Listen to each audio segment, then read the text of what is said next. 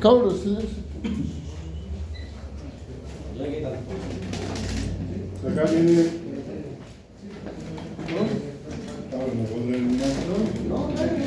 No, es que no alcanza la batería para que.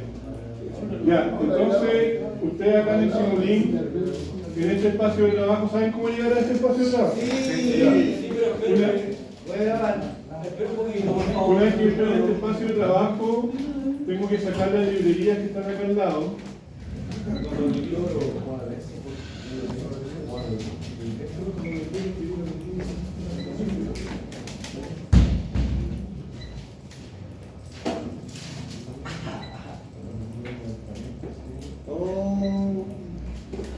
Ya, tengo que ir aquí a la librería que está, ¿cierto? Y acá yo tengo un montón de categorías. MATLAB es un programa que es gigante, generalmente uno no lo ocupa todo. Y acá en Simulink yo tengo sistemas que son continuos, que están ahí. Tengo sistemas discontinuos, discretos, fuentes, ¿ya? Distintos tipos de cosas. Entonces, cuando yo quiero aplicar una función, ¿verdad? Por ejemplo, si yo aplico un continuo, tengo todas las funciones de transferencia, los integradores, el diferencial. Por ejemplo, ahí yo tengo una función de transferencia. Ahora, ustedes en la 1.3 lo que les pide según la figura 1.1, la figura 1.1 dice que las funciones de entrada y las salidas son con respecto al tiempo.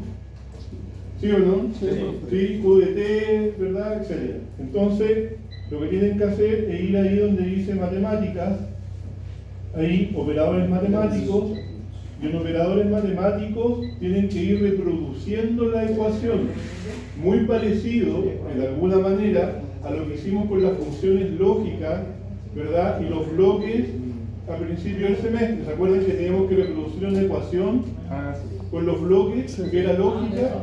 Aquí hay que hacer exactamente lo mismo, pero con la función matemática. ¿Ya? Entonces, por ejemplo, ahí yo tengo un producto. Si yo arrastro eso, voy a poder pegar un producto acá lo puedo agrandar, y claramente el producto va a tener dos entradas y una salida, que es el resultado de la multiplicación. ¿Ya? Entonces, aquí mismo yo voy a tener, bueno, el producto cruz, voy a tener otras operaciones matemáticas como la suma, ¿cierto? Por ejemplo, aquí yo tengo una división, en el caso que yo necesite sumar, ¿verdad? Y de entrada, yo lo que le tengo que colocar es un número. Ahí también tengo la suma.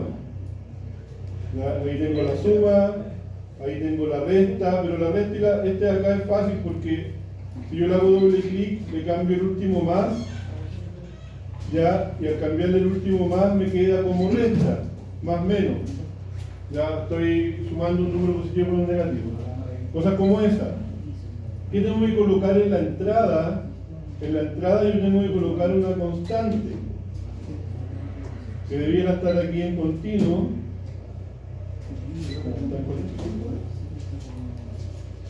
Aquí están operadores matemáticos. Acá.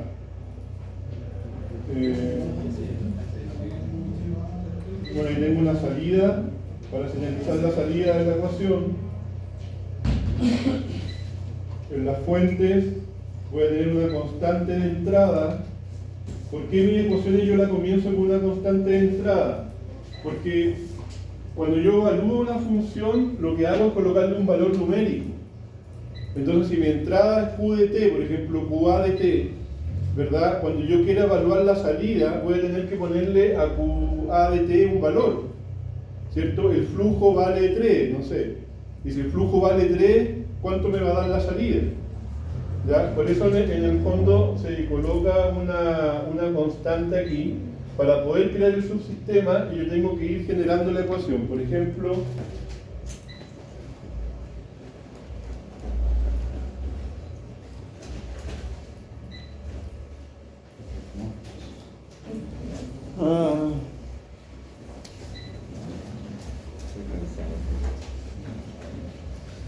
busca plumo del profe. Sí, Aquí hay uno. Tenía que... No, aquí está. Por ejemplo, ustedes tienen, por ejemplo, la primera entrada les pide que relacionen a QA con QB a través del tiempo, y la ecuación que ustedes tienen de QA con respecto a QB, ¿cierto? La ecuación que ustedes tienen de QA con respecto a QB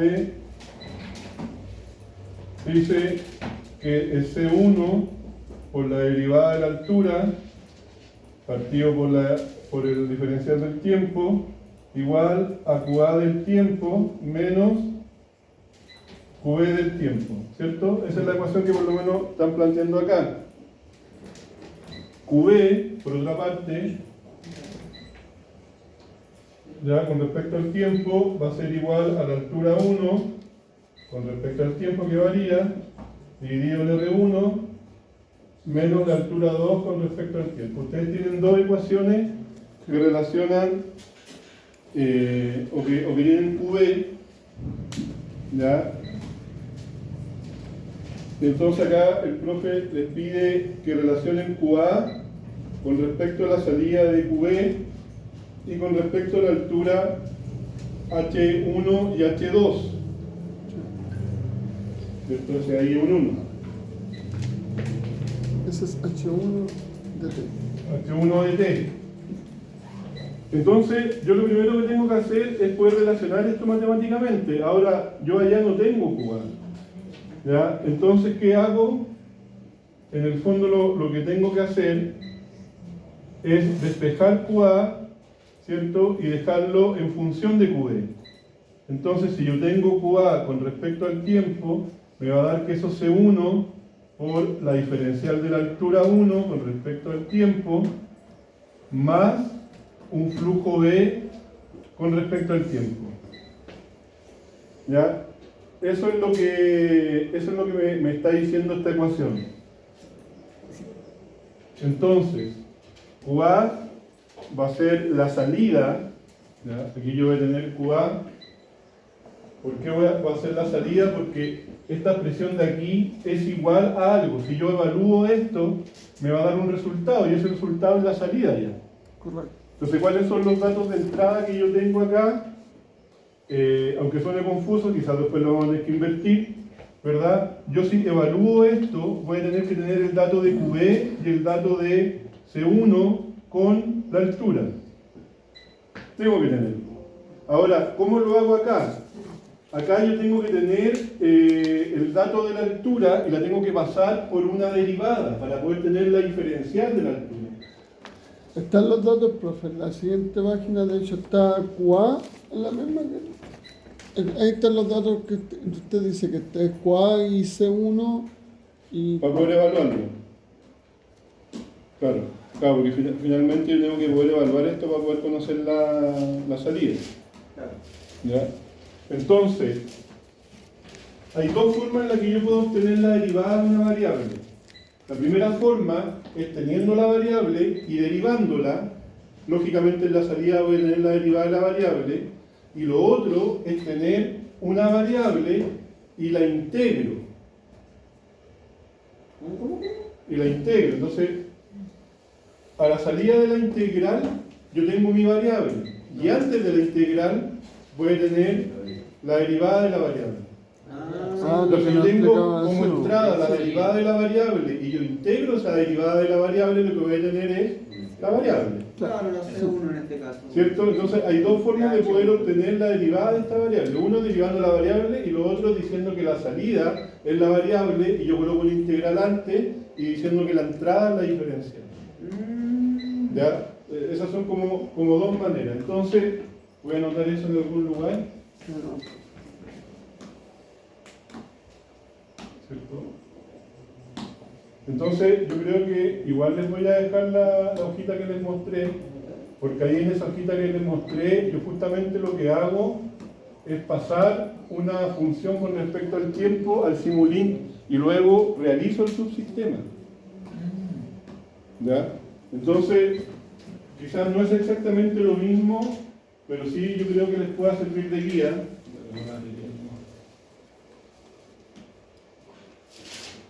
¿cierto?, les pueda servir de guía, porque justamente lo que hago ahí es pasar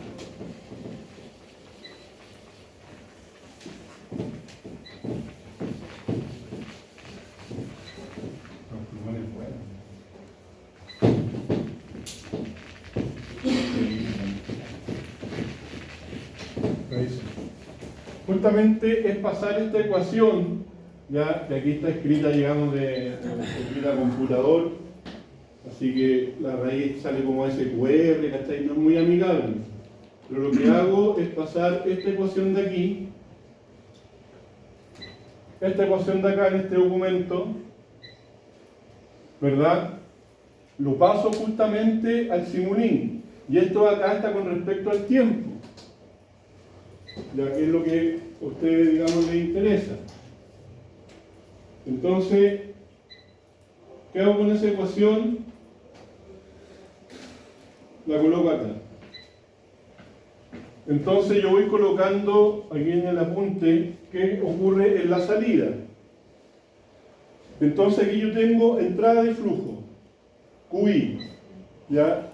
Este podría ser, por ejemplo, el QA, no sé, ¿cierto? La entrada de flujo.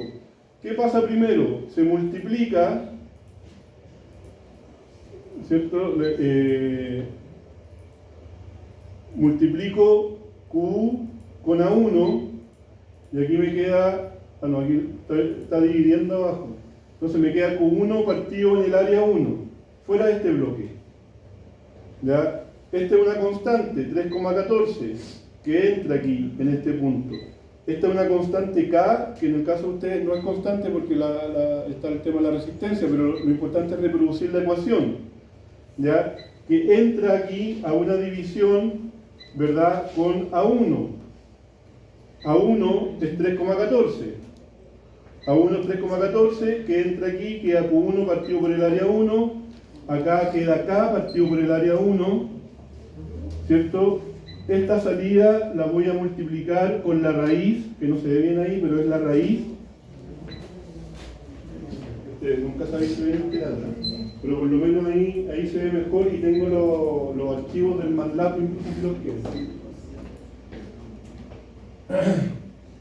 Y eso vuelve a entrar aquí a esta división, ¿verdad? Y lo que obtengo aquí, lo que yo hago aquí es integrar. El 1 partido en S es un integrador. Sí. ¿Verdad? Entonces, si yo aquí tengo la diferencial, lo que tengo antes es la variable. Finalmente se la tienen que ingeniar de esa manera. ¿Ya? Aquí, esto lo que está haciendo es pasar la otra función, porque no se ve bien ahí. Esa es la función. Lo voy a escribir acá. Es la diferencial de H1 partido por dt, que es igual a Q1 partido por el área 1, menos la constante K partido por el área 1, por la raíz de H1. Si no estuviera, en el caso de nosotros no está la raíz de H1, entonces no tienen que hacer yo tendría que ahí, por eso quedaría dividiendo el A1, que sería como el R1, y el QI menos K, porque se mantendría el denominador. Claro, entonces H1, ya, por ejemplo, si yo despejo esto, me queda que la diferencial de H1 va a ser igual a Q1 partido por A1 menos K partido por A1 por la raíz de H1, pero todo esto me queda por dt, ¿cierto? Entonces, si yo quiero sacar la derivada de H1, lo que tengo que hacer es integrar para que me quede H1 en la salida. Lo que me queda antes de H1, antes que yo integre, me queda la derivada. No sé si logran ir captando cómo se arma el mono acá. Porque en el fondo lo que yo tengo que hacer es reproducir la ecuación con las operaciones matemáticas. Y aparentemente es sencillo hasta que tenemos derivadas integrales. Pero podemos ir jugando con esta propiedad inversa, ¿cierto? Si ustedes lo quieren ver, Por ejemplo, si yo tuviera aquí la raíz de x, yo tendría que elevar eso al cuadrado para poder obtener x, ¿o no? Claro. Entonces acá es lo mismo, yo tengo la derivada de h1 y lo que hago es integrar para poder tener h1. Ah, y así tenemos el H1 de nuestro tanque, por ejemplo. De ahí tiene el h1 del Porque nos va a tanque. dar la variable sola. Claro, entonces yo me acuerdo, yo le recomendaba cuando yo estaba en el 2020, le recomendaban que partieran por esto, ¿cierto? Entonces acá, si ustedes se fijan, yo tengo h1 y h1 lo introduzco acá. Y a h1 le saco la raíz para poder tener la raíz de h1. O sea, yo puedo decir, bueno, mi salida de h1 de t, ¿verdad? Esta salida de h1 la voy a meter a una raíz para poder sacar la raíz de h1, ¿verdad? Que esto acá, pero este término lo tengo que multiplicar por k dividido en a1. Lo tengo que multiplicar por k dividido en a1, que está ahí. Pero este k dividido por a1 tiene que venir de una división. Entonces, ¿cómo lo hago? K es una constante, ¿verdad? Y a1 para mí también es una constante. Para ustedes a lo mejor no es constante. No, pero van a venir los valores después, ¿ya? Para poder evaluar. Entonces, yo voy construyendo, ¿ya? Entonces, claro, aquí, acá en la salida, yo ya tengo k partido en a1 por la raíz de h1. ¿Cómo obtuve la raíz de h1? Me devolví con h1, saqué la raíz, lo multipliqué con k partido en a1, que lo hice en esta operación, y luego llegó acá arriba, y ahí tengo este término. Luego a eso le tengo que restar q1 partido por a1. Lo resto, ¿cierto? El que va con menos es justamente ese. Ya, q1 partido en a1 menos este otro término que viene abajo. Ya, aquí viene q1 partido por a1. ¿Cómo construí eso? Bueno, aquí está q1 y aquí está a1 que también iba hacia abajo. Lo multipliqué y salió eso. ¿Qué hago después? Ocupo la resta y aquí me aparece esto, que justamente es q1 partido por a1 menos k partido por a1 por la raíz de h1, que es toda esta ecuación, pero eso también es igual a la diferencial, porque la ecuación lo dice. Y como es igual a la diferencial, lo que hago es integrarlo para poder tener h1. Y lo coloco acá. En el caso de ustedes van a tener que colocar variables, pero después cuando lo quieran evaluar van a colocar los valores que les dio el profe en la hoja de atrás. ¿Sí? Y ahí va a funcionar. Ahí va a funcionar. Entonces, no sé si van entendiendo la lógica. Todo eso ustedes lo sacan aquí de la librería. En la parte matemática está la multiplicación, la resta, está la integral, está la diferencial también en caso de que la necesiten. Pero creo que no la necesitan, creo que la necesitan No, integral. pero lo de la integral sí, porque tenemos que sacarlo del tanque, y eso viene ya en una derivada, en función del tiempo del h de t, en función de b de t. Claro. Profesor, Sí. si bien se entiende estos cuadros matemáticos y todo, pero nosotros, profe, nos está enseñando con otros símbolos. Con el gay, Con el eso, Pero básicamente ¿Por cuál? con el gain, con la ganancia, gain. Ya, la ganancia es un número que multiplica. Claro, entonces si lo dividí, ¿cuánto está ahí? Puedes pegar otro término, así, lo que me dijo el profe. Ya, pero la ganancia te multiplica por una constante. Por ejemplo, es el que integra, ese lo hemos ocupado. En el, Claro, ese. pero por ejemplo, si yo necesitara, por ejemplo, imaginemos que ahí había un 3q1 por a1, ¿cierto? El q1 dividido en a1 que viene acá, le habría tenido que colocar una ganancia de 3. Claro. Sí. ¿Por qué? Porque la ganancia lo que hace es, funciona como una multiplicación. Por ejemplo, creo que la resistencia ocupamos ganancias también. Nosotros lo dividimos, uno, bueno, sería la división. Pero ganancias decimales, ¿no? Ahí me pide, como no le hemos puesto. Lo que pasa es que otra forma de dividir es multiplicar por un decimal. Si yo quiero dividir por 2, puedo multiplicar por 0,5, por ejemplo. Claro, o sea, reduciendo. ¿Cierto? Y lo reduzco.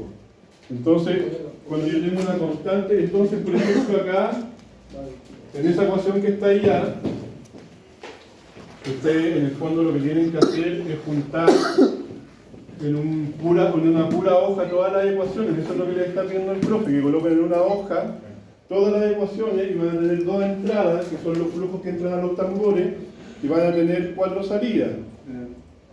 Profesor, ese milagro usted nos podría, a lo mejor ustedes saben, pero ¿nos podría explicar el proceso del dibujo que nos dio el profe? ¿Cómo funciona? ¿Qué pasa si lo hago una o la otra?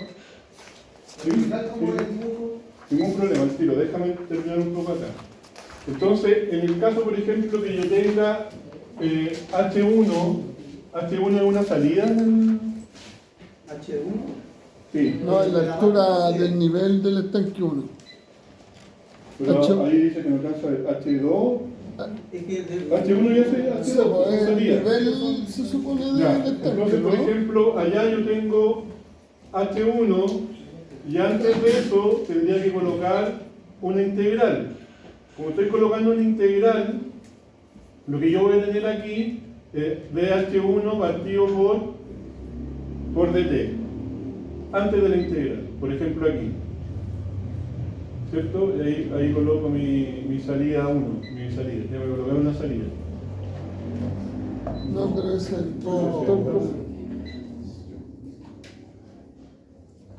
¿Ya? Entonces tengo que colocar una salida para poder colocar H1 de T. H1 de T viene con la multiplicación de C1, ¿verdad? Entonces eso acá tendría que venir multiplicado, ¿cierto? Aquí yo tendría dH1 de T y acá tendría C1. ¿Ya? De alguna forma puede tener que agregar C1. ¿Verdad? Una vez que yo tengo esto de acá, esta multiplicación de aquí, no, pues ahí me añuro de ello. Esto de acá tiene que ir a una multiplicación aquí, ¿cierto? Con C1.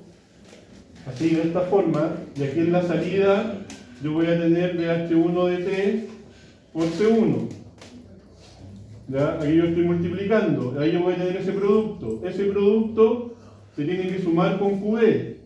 Entonces, lo que tengo que hacer es provocar la suma, ¿cierto? De ese término con QB de T, ¿verdad? Que probablemente QB de T tenga su propia función que lo define abajo, ¿ya?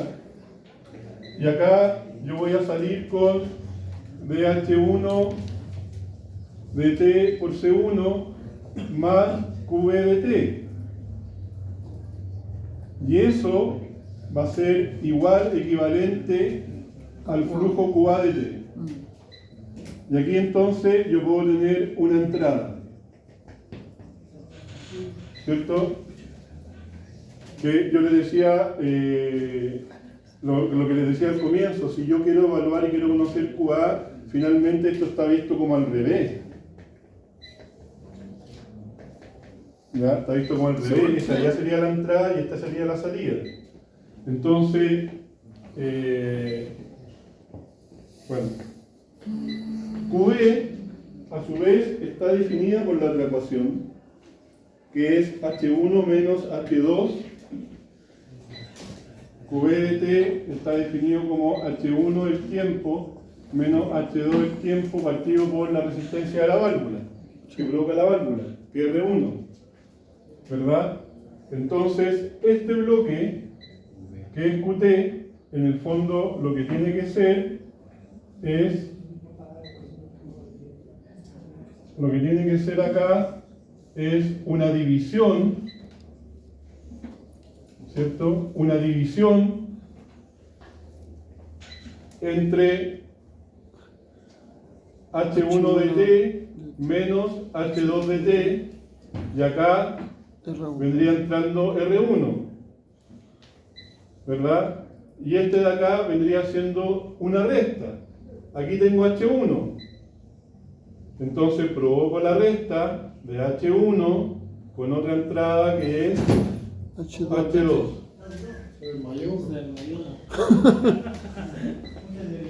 Luego, ustedes tienen que QC, ¿cierto? Luego, ustedes tienen la función que dice QC de T. ¿Ya? Yo lo voy a despejar al tiro para ahorrar tiempo. Vendría siendo C, No, pero C2 por DH2 partido en el tiempo por DT más QD de T menos Se me saltó el mal. QA de T, creo que dice. No QB. Menos QB. Menos QB de T. ¿Ya? Es el QC. ¿Ya? Ustedes lo tienen definido en la ecuación 3 como C2 de H. eso sí, ¿verdad? el profesor dijo que cuando aplicáramos esto en bloques, el QC era una frase que resultaba. Ya, pero eso es para el 1.4. Sí. Para el 1.3 no dice eso todavía. Ese lo tenemos reflejado en la tercera ecuación, profe, el que está haciendo ahí. Claro, pero para el 1.3 tiene que ir considerado y todavía no dice que lo saquen. Dice que lo saquen en el 1.4. Ah, En el 1.5 y en el 1.6. Ya, pero todavía no. No. Que todavía existe. En Entonces, el 1.3 estamos haciendo. claro, yo tengo ahí H1, tengo H2, acá tengo H2, pero la derivada, ¿cierto? Entonces, para poder, yo debiera poder derivar esto, H2, ¿cierto? De alguna forma, para poder obtener esto y poder seguir operando, porque como les digo, QB viene de esto. Entonces, esto yo lo tengo que unir con eso allá. Luego, yo me voy a dar cuenta que QC ocupa algún término en común, como H2. H2 lo tengo acá, pero lo tengo como H2, y allá yo necesito la derivada. ¿Cierto? Entonces, ¿qué hago?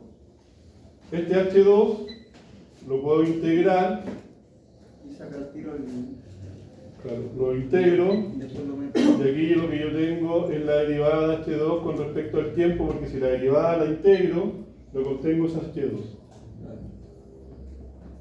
¿Cierto? Y aquí ya tengo de H2 partido en T, y lo que tengo que hacer es multiplicarlo por C2, bueno, otra vez lo multiplico por C2, Perfecto. ¿cierto? ¿Van entendiendo la lógica, Sí. no? Sí. Sí, y ahí lo que tienen que hacer es ir sacándolo operando de la biblioteca del Simulink. Sí. Lo que pasó en una clase que explicaron, pero son los que tú decías, Pedro, los que están. Ya, yo igual creo que le puede pasar el archivo, porque el archivo lo que hace después de armar la ecuación en bloque, lo que hace justamente es crear el subsistema, y el subsistema es la pregunta que sigue. El subsistema lo piden en ¿No se describe el la. subsistema? Sí, en la 1.4. Sí, tiene sus sistemas. La 1.4, profe. Claro, entonces después lo La arma, hoja, profe. ¿cierto? Y como sale en la hoja, ahí, o en el archivo que yo les puedo pasar, sale lo que tienen, los comandos que tienen que apretar en MATLAB para poder agarrar todos esos bloques, porque ese es el subsistema. Agarra todos esos bloques, ¿cierto? Y les hace un puro bloque de eso. Pero para eso ustedes tienen que indicar dónde va a estar la entrada y dónde va a estar la salida. Mire, profe, los bloques que hemos visto, el de suma, el de multiplicador, el integrator, el step, por ejemplo, ese es el de multiplicador. Pero es ganancia, es multiplicar por una constante. Ya, donde tenemos lo que lo está Ahí explicando, está que dividiendo. podemos multiplicar o dividir. Está el integrator, el step y el scope. Ya, el scope se pone al final Scope. para poder ver la curva. El step se coloca. Antes, para El step, la entrada, ¿no? ¿ustedes saben lo que es el step? Es como la señal. Genera una señal en escalón. Claro, es un paso, justamente. ¿Por qué es un paso? Porque, por ejemplo, si yo tengo, imagínense que yo tengo una linterna. Yo la linterna la prendo y lo que le doy es un voltaje fijo, ¿verdad? Y un voltaje fijo en el tiempo. Ya la lámpara prende y tiene también una reacción, lo que pasa es que es tan rápida que para nosotros es instantánea. Entonces hay variables que son rapidísimas, como los motores, como la luz, ¿cierto? Que tengo que hacer malabares para que el humano, digamos, pueda ver esa reacción. Sin embargo, hay otras que son más lentas, como la temperatura, como el llenado de un estanque. ¿Ya? Son reacciones que yo podría ver a simple vista. ¿Ya? Entonces el STEP lo que es colocar una energía fija. Por ejemplo, cuando yo describo un sistema de temperatura y le aplico un STEP, lo que le estoy diciendo es, ya, ¿qué pasa si yo le aplico una energía fija en el tiempo? ¿Verdad? Y esa energía fija en el tiempo va a producir que mi calefactor se empiece a calentar hasta que llegue a un punto de equilibrio solito. Ese calefactor se va a calentar y la curva me va a dar una forma de S. ¿Ya? Si yo tengo una estufa de la casa, una estufa eléctrica, y le coloco un sensor de temperatura y la prendo, le estoy colocando un step. Claro, es un step senoidal, ya, pero imagínense, abstraigámonos que es senoidal. Le estoy colocando un step y si yo empezara a medir la temperatura cada 2 segundos y la anotara en una tabla cada 2 segundos y la temperatura que me va dando, eso es lo que me va a dar, esta tabla, al graficarla, lo que me va a dar es justamente la reacción. Esta curva que ustedes miran en el escope, ¿verdad? Que es producto de este escalón unitario. Cuando yo tengo un sistema de temperatura, la primera prueba que hago yo es con el step, y el step vale 1. Se interpreta como de 0 a 100%. Sin embargo, el sistema de control debiera igualar la salida con la entrada. Entonces lo que sucede a la larga es que si yo el step cambio el 1 por el 40, ¿ya? El step en el fondo se transforma en mi set, en mi consigna. Yo quiero ahora que hayan 40 grados, y si el sistema de control funciona bien, la salida debería igualarse a 40. 30 debería igualarse a 30. Por eso que cuando yo le aplico un step con el valor de 1, la salida que esté funcionando es que se está igualando a 1. Porque la salida se tiene que igualar a la entrada. ¿Ya? El step no es más que eso. No es más que eso. Entonces, ¿qué hago yo, por ejemplo? En algún momento me encargaron para fitocosmética que pudiera automatizar la temperatura de una ollita. Una ollita, entonces yo dije, ya compré una arrocera y la automatizamos. ¿Qué hice yo con la arrocera? Le apliqué 50 volt alterno, porque si le aplicaba los 220 se me quemaba. 50 volt alterno, lo prendí y empecé a tomar datos de temperatura. Construí la tabla, lo grafiqué y me dio la reacción de la arrocera. Con la reacción de la arrocera yo obtuve la función, ¿cierto?, del sistema. ¿Ya? Construí, digamos, la función de Laplace con esto, y con eso apliqué y obtuve los valores de sintonización, y eso lo metí a un microcontrolador, ¿cierto? Y con eso yo pude luego construir un sistema con un display que le decía, ya, yo quiero 80 grados. Entonces, ya quedan 80 grados. Quiero 30 grados, iba y quedaba en 30 grados. Entonces, la prueba del STEP es eso, es colocarle una energía fija al sistema. Eso es lo que yo hago con el STEP. Y con el SCOPE, lo que yo observo es cómo esta reacción existe, digamos, y cómo se comporta mi sistema. Ahora mi sistema se va a comportar de manera descontrolada o de manera, digamos, dependiendo de su construcción. ¿Ya? Por ejemplo, si yo le aplico 50 volt, entonces se estabilizaba, no sé, en 100 grados. Pero eso es todo lo que hace. Yo después a través de mi control, lo que hago, ¿cierto?, es decirle ya, yo quiero 30 grados. Y va disminuyendo la potencia que le estoy entregando y aumentando la potencia para que pueda llegar a esos grados, digamos, de la mejor manera. ¿Ya? Eso es lo que hace. Entonces, cuando yo tengo este sistema de acá, yo necesito una salida y una entrada, se la señalizo a MATLAB y luego genero el subsistema y todo eso me lo junta en un puro bloque. Y en ese puro bloque, en el mismo paso, cuando realiza el subsistema, yo puedo preguntar por la función de transferencia y MATLAB lo hace solito, ¿cierto? Como yo les mostraba acá. O sea, me lo transforma en un bloque y además me da la función de transferencia. ¿Cómo se relaciona la salida con la entrada? ¿Ya? A eso va por lo menos, por eso ustedes tienen que aprender. ¿Ya? Ahora, todo esto se vuelve confuso entre los conceptos, la matemática, los conceptos que son nuevos, entonces le aplico el STEP porque el profe dijo y no, en realidad no entiendo lo que es un STEP. O sea, no entendíamos por qué se usaba el STEP. Claro, ¿por qué se usa el STEP? Porque el profesor nos explicó que era un escalamiento, pero no. Claro, pero es como lo mismo que si yo coloco la energía y digo, voy a colocar la energía en un tiempo infinito, así de manera figurada, ¿cierto? O sea, lo voy a dejar 2 horas y esto se me estabiliza en los primeros 5 minutos, o los primeros 3 minutos y luego queda permanente. ¿Qué es lo que es el impulso? Pero déjame terminar esta idea. ¿Qué es lo que es el impulso? El impulso es un escalón, pero un escalón finito, que yo lo termino. Si ese escalón lo termino y además lo miro de lejos, lo que yo tengo es un impulso. ¿Y por qué me interesa el impulso? Porque así como el STEP me dice cómo arranca mi sistema y se estabiliza, el impulso me da información de cómo ese sistema se va a apagar y va a volver a cero. Entonces los sistemas que son de segundo orden pueden ser amortiguados, hacen eso, y cuando se apagan también hacen eso. ¿Ya? El transitorio se observa tanto como cuando yo prendo, como cuando yo apago. ¿Ya? Y luego está la entrada, que es una rampla. La rampla lo que me da es un valor creciente de entrada, y mi reacción va a estar pegadito a la rampla. Esa diferencia que hay entre la rampla misma y la reacción de mi sistema, que también tiene una especie de rampla, pero desfasada, corrido para allá, esa diferencia es el error permanente que me da el sistema.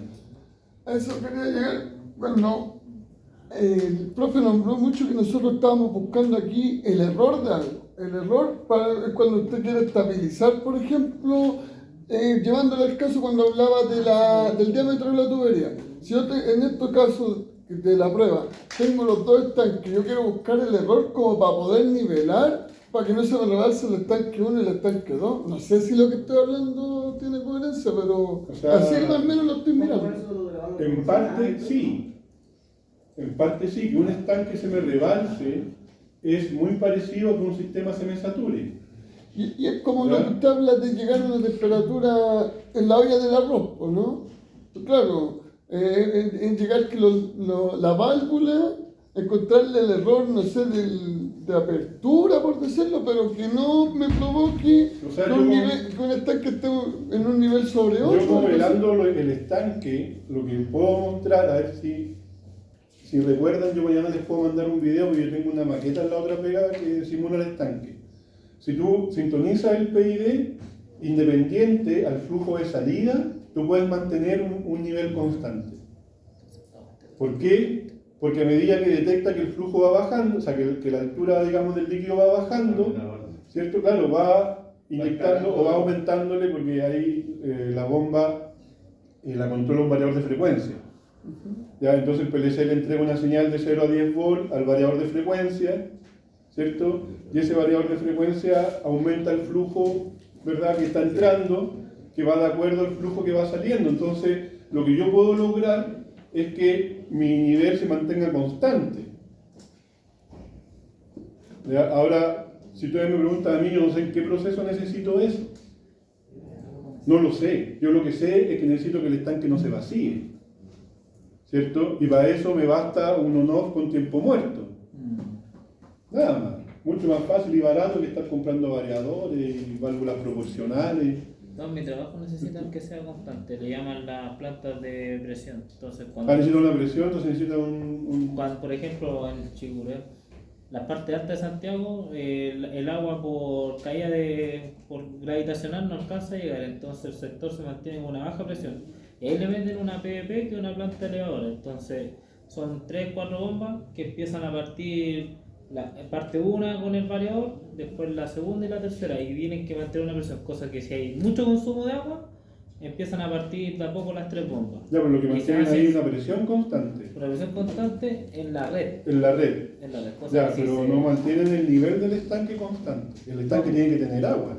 Pero van controlando las presiones, se va controlando según el variador de frecuencia. Pues si el primer motor no es capaz, Pero el segundo motor a toda su capacidad lo va a reventar las cañerías, el segundo motor parte a un 20% y ahí va empezando a escalar hasta Ya, completar el centro. completamente de acuerdo, pero ahí lo que quieren constante es que sea la presión de la cañería. Sí.